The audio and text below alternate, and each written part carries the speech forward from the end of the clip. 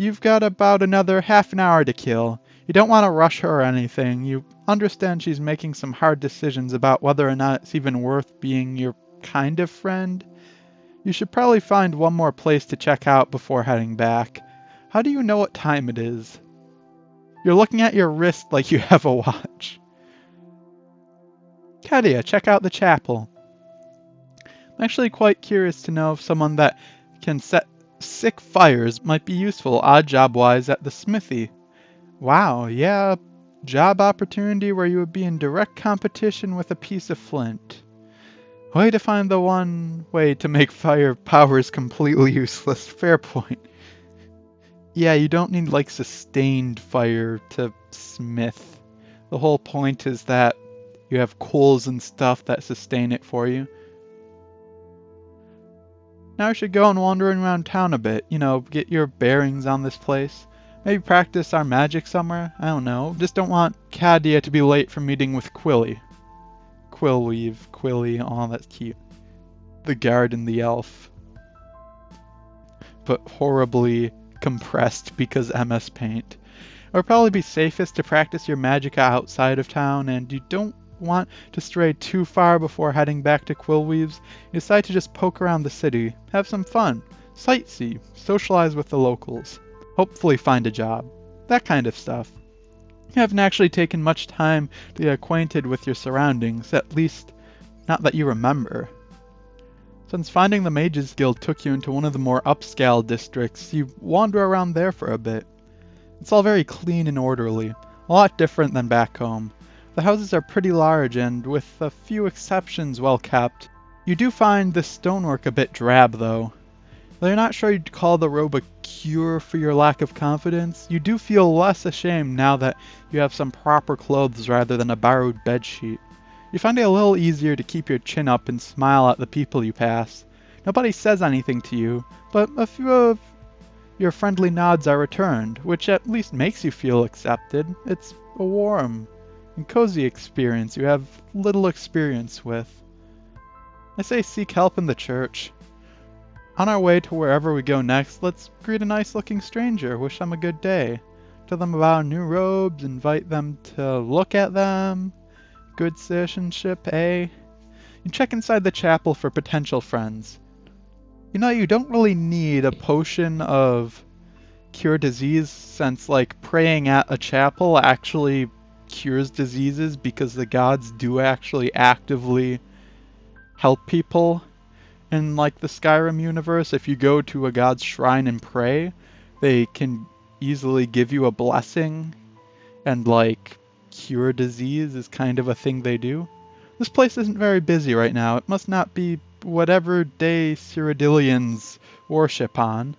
You approach the priest in front and throw a general good afternoon at her. She kindly asks her to behold your new robes.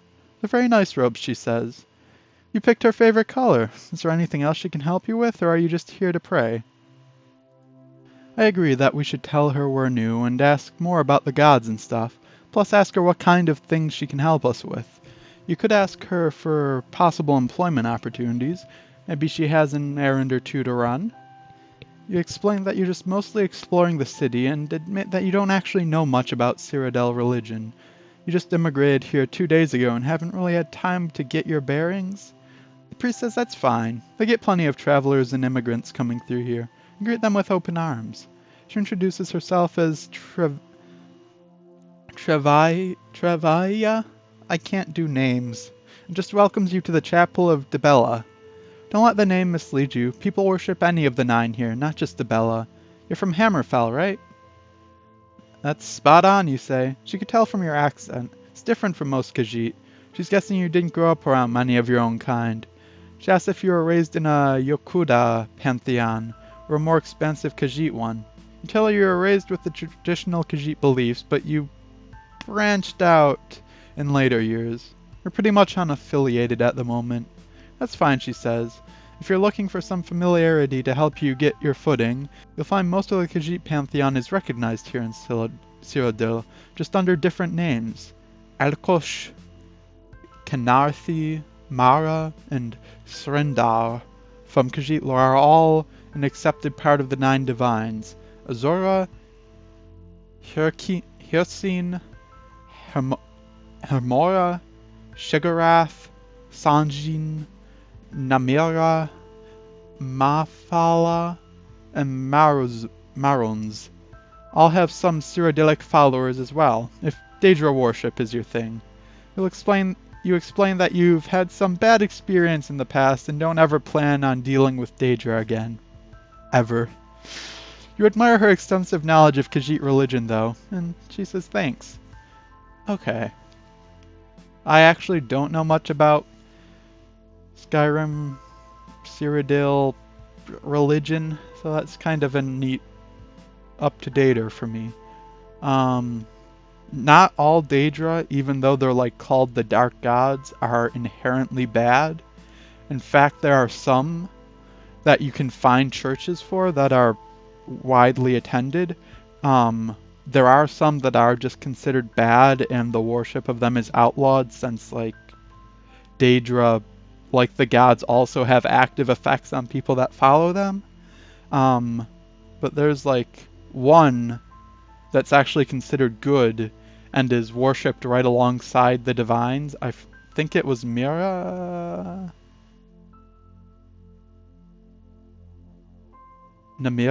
Maybe that was the one that was good. And then there are a few others that are generally seen as positive and then neutral, but even though they're like the dark gods, they're not all bad, which is why like she's saying worship of some of them is fine. Also, maybe talk to her about your troubles? Isn't that what priests do and stuff? Don't forget Quilly, Katia, or I will reach into my computer and... What does lol slap mean? I feel like I'm missing some things because I wasn't internet big. Like, I didn't do much in 2011. Or else I'll reach in my computer and slap you. You introduce yourself and tell Trevia your plight, and how you've had nothing but a string of bad luck since you arrived in this country and are presently unemployed, homeless, and a little hungry. You ask if there is a deity here who can help you out with this because you could really use some help. She suggests maybe trying to get in touch with Stendar. Much like the Khajiit religion, here he's regarded as a god of mercy. If you're willing to branch into the less familiar, maybe you could try speaking with Kinareth, who deals with matters of luck? Both of these sound like pretty good ideas to you. Yeah, no, that probably won't help your case. Trevia says that probably won't help your case, but maybe they'll overlook it. More than praying that you receive good fortune, you should try praying for guidance to avoid letting Quill leave down again. Also, even though the cuts you got from the broken glass seem to have healed, you should probably still ask about that rash you got from the poison ivy. You kneel at the altar and reach out to Stendar and I can read them fine sometimes, but then other times I just can't. Stendar and Kinareth. You really need things to go better for you. You want to turn your life around, to be someone new and special and better than where you were before, but you don't know if you can do it alone. Maybe the gods will help. With a little bit of luck on your side, not a lot, just enough to have some things finally go your way. You don't want to disappoint any more of your friends, you don't want to disappoint yourself. And if things have to be hard for you, you at least want the strength to not give up. When you came to this country, you were given a second chance to live your life right. And you need help making sure you don't botch that up too. You need guidance. And you really want to know if the skeleton was involved in what happened last night. Not sure if that's in either of the gods' spheres of knowledge, but it's kind of driving you crazy because you don't know how that would have worked. Oh, yeah. Oh, what was that unicorn for again? Okay, never mind. Off of this. No, this prayer is going downhill. Never mind. Oh yeah, the poison ivy. That's pretty bad, and you could use that to go away. Can you guys do that? I mean, if it comes down to either getting luck or healing, you'd prefer the luck, but if you could get both, that would be pretty nice. Praise be the night. You say you're done and ask Treviella if anything's supposed to happen now. Yeah, she says. When they listen, there's usually a flash of light and some divine healing.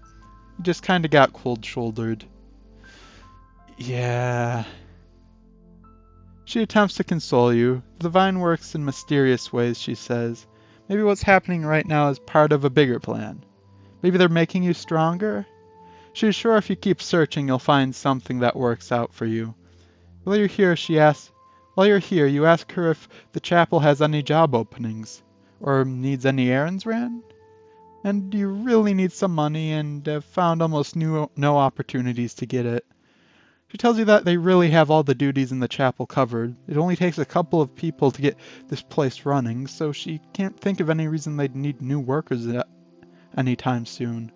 If you can hold out through the night, though, they have a soup kitchen tomorrow afternoon. You get a piece of bread, a bowl of soup, friendly smile if that helps.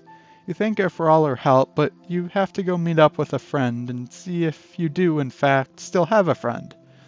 Tiffany asks if you have any other questions before you go. She wants to help you however she can. Actually, her statement about the bigger plan gives me an idea for your final query. Why not ask Trivia if the all-important question, that of fate? If the gods have a plan, do mortals have any say in it? Oh, just ask her really philosophical stuff about like fate and whatnot. You ask Trivia about fate and the gods if they have a plan. Does that mean everything you'll do has already been decided? Admit there are times when it feels like the entire universe is against you, and no matter how hard you fight it, you always fall back into the same groove, same sad person. Is that how fate works? Travaya says that is a very good question. She's not sure any mortal really knows that answer. Many would say our fates are written for us, even if we can't see it. Maybe you're destined to revert back to who you always were, or perhaps you're destined to change. Those are questions only the gods can answer, and the best we can do is have faith that they know what is best for us, what is best for everyone. Warrior Katia. See, that's what I was saying. You need to be a war mage in order to have the Atronach be good. But it's really good if you're planning on being a war mage. Some legends do speak of heroes whose fates were unwritten, their destinies said to be ambiguous even to the gods, who could only respond to the hero's actions, or attempt to guide them with no guarantee of success. Often these mortals would grow unimaginably powerful, and their choices would affect the lives of millions. It was said to be a blessing and a curse to hold your own fate, but to be the unknowable black wall that clouded the future from the divines.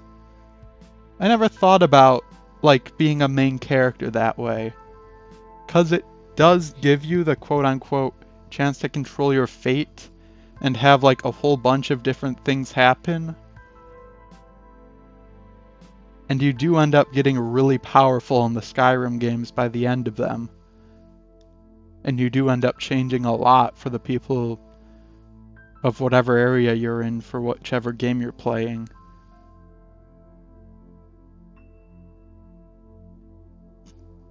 That face. But I'm guessing you don't have to worry about anything like that. Anything else? Anyway, mentioning that you were born under the sign of the Atronach and could really benefit from someone casting spells at you every now and again, that doesn't sound like a bad idea. The people at the Mages Guild said that they do healing that the temple can't handle, implying that the temple does healing. And Trivia is the only one around. She probably uses magic she has on actually healing paying customers, but it couldn't hurt to ask. You mention your magic tribulations to Trivia.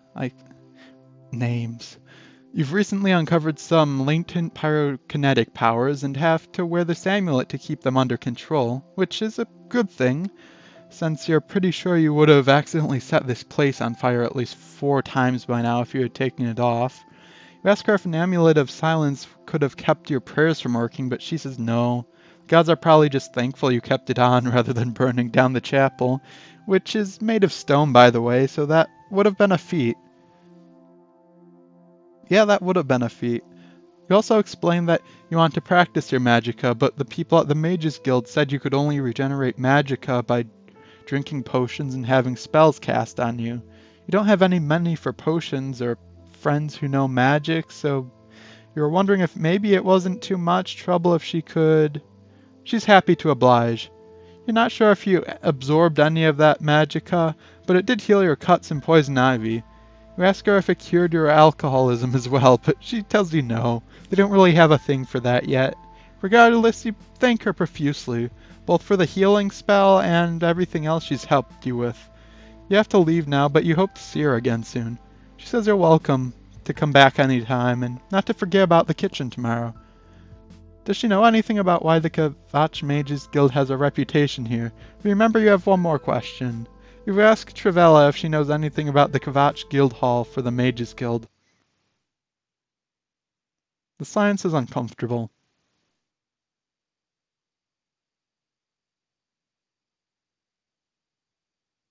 It's been almost a year since she last visited. It was so beautiful and so sad. Every day it inspired her.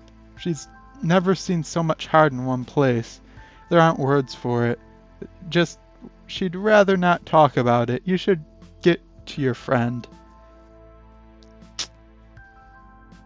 Never seen so much heart in one place. That has me concerned. Go to Quillweave. Yeah, you've never made someone else cry and you don't want to hang around to see if that happens or not. You say a quick sorry and goodbye and hightail it across town back to Quillweave's.